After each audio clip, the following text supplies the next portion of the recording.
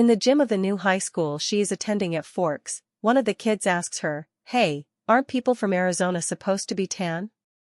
This lets us know that her paleness was an intentional metaphor to help develop her character. Now, Bella lives in this small town and she becomes the center of interest at her school, because she is new. This gives us a great foreshadowing of the secrets that this town holds, because in small towns there are always secrets, right? But, this is also indicative of making oneself the center of psychological exploration in order to grow. In Forks, Bella is the primary interest because she is finally learning about herself. Now we are introduced to the Cullens. They are kids from a family that keeps to themselves. When Edward Cullen, Edward means wealthy guard, and Cullen means handsome lad, walks in, we see he has the same complexion as her. Later, when she enters chemistry, class and sees Edward, the fan hat is blowing in the room electrifies her presence.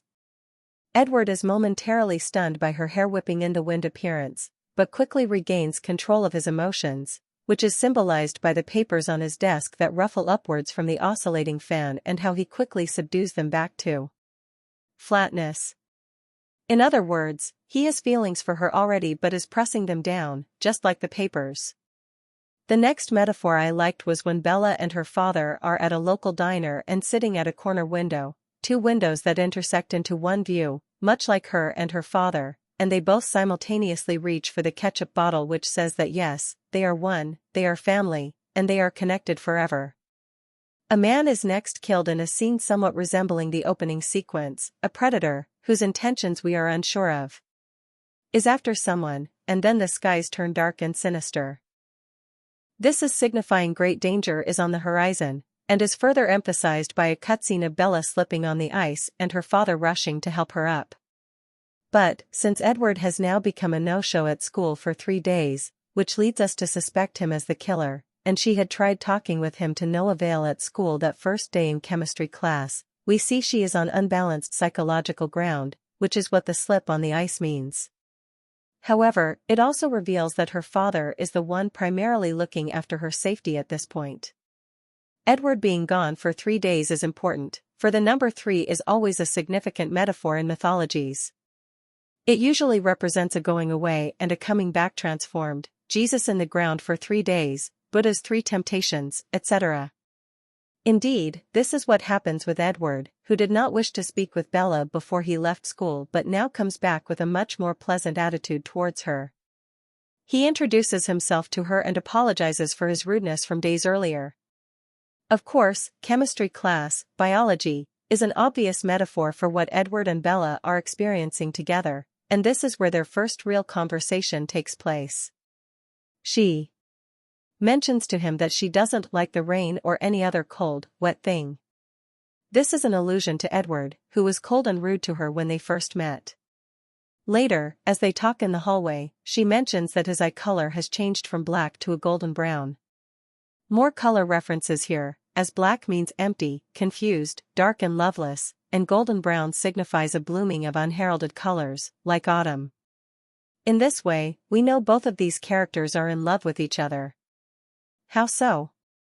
Because Bella noticed his eye color to begin with, and now that his eyes have changed to a sparkling, beautiful hue of reddish-brown, we know that he is alive with feelings for her.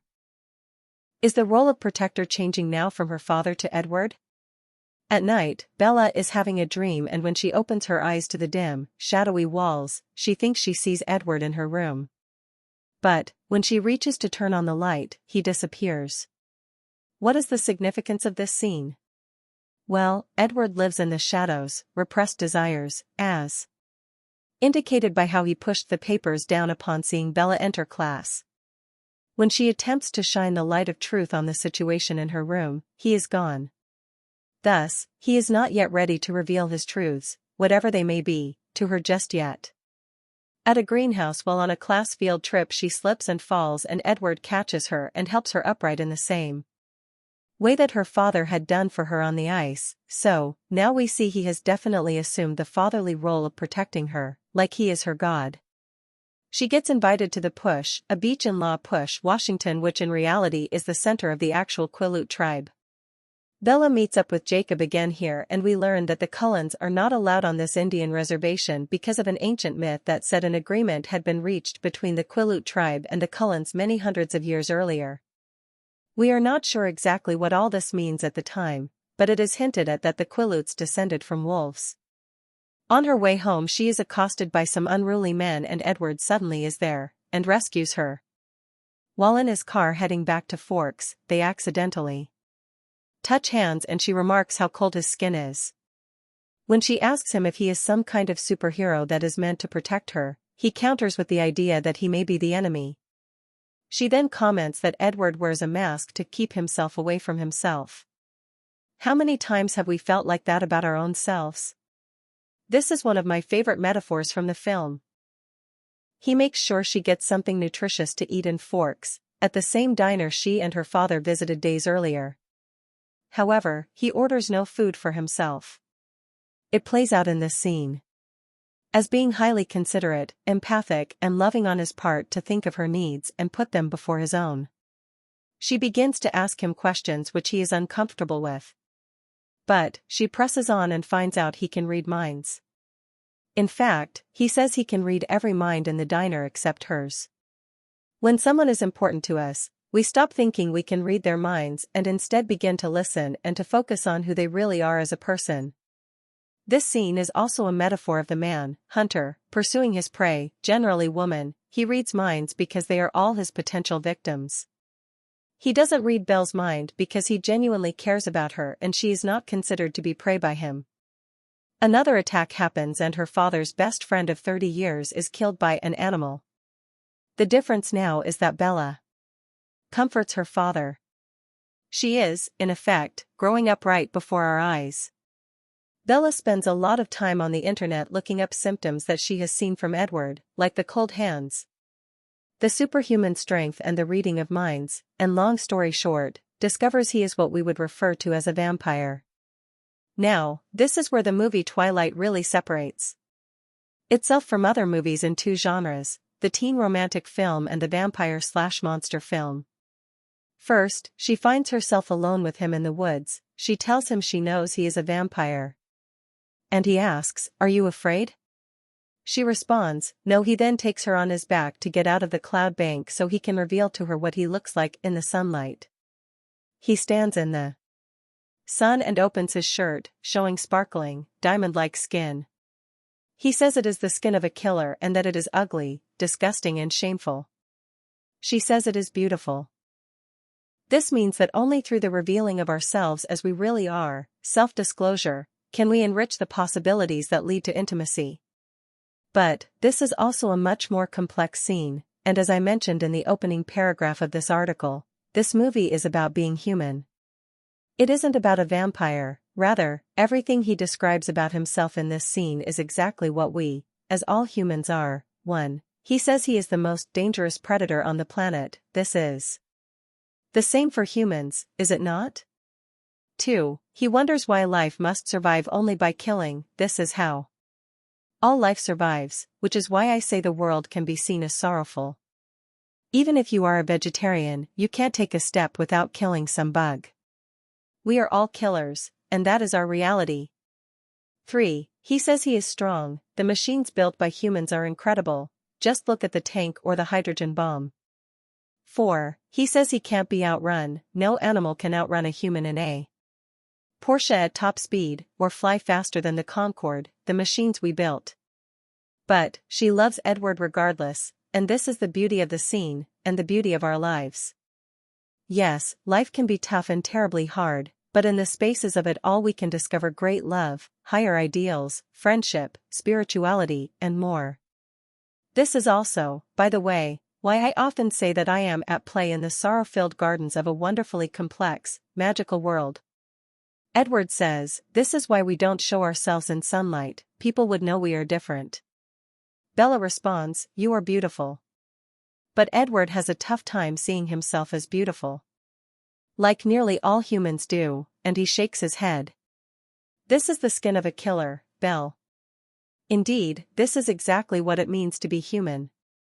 Edward goes on to say, "Everything about me invites you in, my face, my voice, even my smell. I am the world's most dangerous predator. This is all our dilemmas. How many of us have been fooled by someone because of their looks and or voice? He then tells Bella she is a drug to him, because she is the object of his desire. Her scent draws him in. This is a commentary on the dual, complementary natures of the male/female relationship.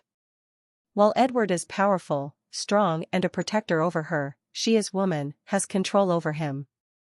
Now the stupid lamb has fallen in love with the sick, masochistic lion. But, that doesn't mean it is wrong, or bad. It is just natural. This is a great moment in the film as we see the lion, Edward, and the lamb, Bella, lay down together in the meadow. Compare the myth at Isaiah 11 verse 6. Sunlight that used to bother him and make him feel ugly now plays upon him, but he doesn't cringe, run or fear what Bella will think. Instead, he lives in her shining acceptance. This illustrates the power of perspective. We have to see a bad situation as positive. Also, what a rare, lovely scene in a film about teenagers, to have these two in love, alone, lying together and yet not even kissing. This is absolutely beautiful. Now, bearing in mind what this film is really about, being human, let's examine this next statement from Edward. When we taste human blood an almost, frenzy begins and it is almost impossible to stop. Is this a commentary on how important willpower is for us to exercise in our lives? If a vampire can restrain her or himself under intense, almost impossible conditions, can we also learn to do so with war, hatred, and violent crimes? Next, Edward talks to Bella about the unique talents that each member of his family has. This is a great little way to introduce the concept of embracing diversity in the world.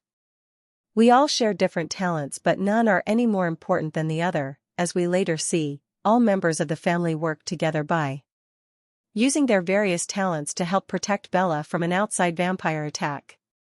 Even though there have been recent, animal-like attacks that have brought humans to their deaths, she doesn't fear Edward.